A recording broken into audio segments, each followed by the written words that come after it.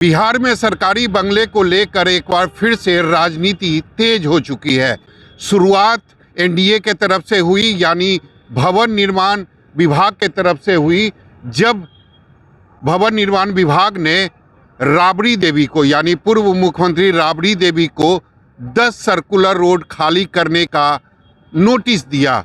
उसके बाद अब आरजेडी के तरफ से यह पलटवार किया गया है कि एनडीए के कई ऐसे दिग्गज नेता हैं जो राज्यसभा सांसद और लोकसभा सांसद बनने के बाद भी अभी तक उन्होंने पटना में सरकारी आवास अपना खाली नहीं किया है। इस वक्त मेरी मौजूदगी देवेश चंद्र ठाकुर के सरकारी आवास पर है, जो अब लोकसभा सांसद बन गए हैं, लेकिन अभी भी बिहार की राजधानी पटना में उनका जो सरकारी आवास जो पहले से आवंटित था, एक शहीद पीर अली खान मार्ग में, वो अभी भी उन्हीं के नाम से आवंटित है।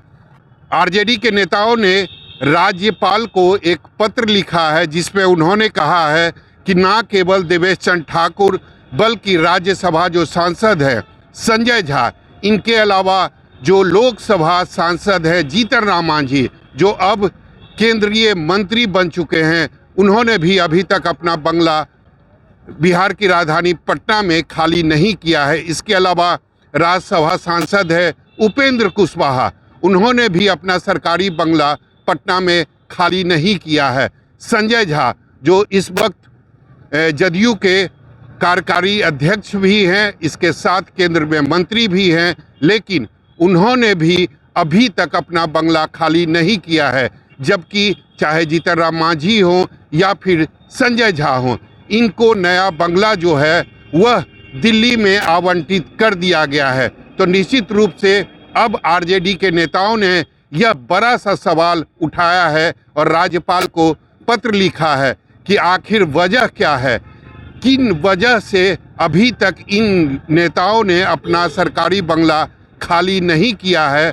और आरजेडी के नेताओं ने भवन निर्माण विभाग से ये जवाब मांगा है कि इनका पहले सरकारी बंगला क्यों नहीं खाली हुआ, जबकि लोकसभा चुनाव के 1.5 साल हो गए हैं, उसके बावजूद भी इन नेताओं ने अपना बंगला खाली नहीं किया है। तो पूर्व मुख्यमंत्री राबड़ी देवी को बंगला खाली करवाने का सरकार को इतनी जल्दबाजी क्यों है? देखिए, ये काम जनता दल के लोग और भारतीय जनता पार्टी के संबंध में जो आज से नहीं 20 साल से जो भ्रम फैलाने का कोशिश कर रहे हैं, राबड़ी देवी को या आरजेडी के शीर्ष नेताओं को बदनाम करने का जो ठेका पिछले 20 साल से रहे हैं संघ और भाजपा के साथ रहते हुए, ये तो उनका काम ही है, यही काम करेंगे। राबड़ी देवी कौन है, इस बात को बताने की ज़रूरत है। पूरे बिहार की पहली मुख्यमंत्री, एकीकृत बिहार और झारखंड जब एक साथ था उस समय मुख्यमंत्री रहे हुए हैं, अभी नेता प्रतिपक्ष हैं। इतने सम्मानित व्यक्ति को जो आवास उनको आवंटित है आज से थोड़े है, आज उनको बदनाम करने का कोशिश और तहखाना जो जदयू के लोग जो कि दिन रात बकवास करते रहते हैं, उन लोगों को बताइए, पूछिए और बुलाइए उनको कब और कहाँ और क्या करना है। उनके रहते हुए और इस तरह का बयान देना, इस तरह का बात करना, इसका मतलब है कि पूरे बिहार के राजनीतिक समाज को या राजनीतिक वातावरण को दूषित करने का प्रयास कर रहे हैं। और ये इसलिए कर रहे हैं कि उन्होंने पिछले 20 साल में कोई काम नहीं किया है और अभी भी कोई काम नहीं करेंगे, लोगों को ठगने का काम किया है। इसलिए इस तरह का न्यूज़ हमेशा मीडिया में रखते हैं ताकि लोगों का नज़र न रोजगार पे जाए, न नौकरी पे जाए, न निवेश पे जाए, न मुख्य मुद्दा पे रहे। मुख्य मुद्दा से भटकाने के लिए ये काम ये करते रहे हैं। इसलिए हम लोगों ने सिर्फ एक सवाल अभी उठाया है, इसे कई सवाल हैं जिसमें कि आप देख सकते हैं, इस लेटर को आप देख लीजिए। हम लोगों ने ये चिट्ठी लिखा है कि भाई जो 2 लोगों को, जो रसूखदार लोगों को आपने जो सेंट्रल पूल से भवन आवंटित किया है और जो यहाँ के सदस्य नहीं है उसके बावजूद भी उनके नाम से है, मैंने किस हैसियत से रखे हुए हैं, वो चाहे संजय झा जी हों, चाहे देवेश चंद्र ठाकुर हों, चाहे जीतन राम मांझी के संदर्भ में जो भवन आवंटित किया गया है, ये किस हैसियत से किया गया है। यह सरकार को बताना चाहिए कि हाँ, उनके आवंटित मकानों में भी कोई तहखाना है, क्या चीज़ छुपाना चाहते हैं, क्या किस हैसियत से और किस कारण से वो रखे हैं, उनको बताना चाहिए ये चीज़। पहले आपके अपने अंतर्गत इतने इतने दोष हैं जो कि आप संभाल नहीं पा रहे हैं। आप सामने वाले विपक्ष को, जो कि पूरे जनता के, पूरे बिहार के जनता के का नेतृत्व कर रहे हैं, उनके सवालों को उठा रहे हैं, 1,90,00,000 वोट जिनके साथ हैं उनको आप बदनाम करने की कोशिश कर रहे हैं। जबकि मुख्य सवाल का जवाब देना चाहिए आपको। अगर जिस तरीके से आपने पूरे जनादेश को प्राप्त किया, उसमें कई तरह के सवाल हैं, चुनाव आयोग से लेकर 10,000 रुपये को देने के लेकर 10,000 रुपया देने का इतना हड़बड़ी था कि आप महिला ही नहीं पुरुष को भी आपने अकाउंट में ट्रांसफ़र कर दिया। उस तरह से आपने जनादेश को भरमाकर जो हासिल किया है, आप मुद्दा पे आइए। मुद्दा तो वही है जो तेजस्वी जी उठा रहे थे। मैं नीतीश कुमार का सिपाही हूँ, उनके दल में शुरू से हूँ, आज भी हूँ, आजीवन रहूँगा। नंबर 1, हम लोग कोई भी तरह का अवैध काम, इलीगल काम नहीं करते हैं।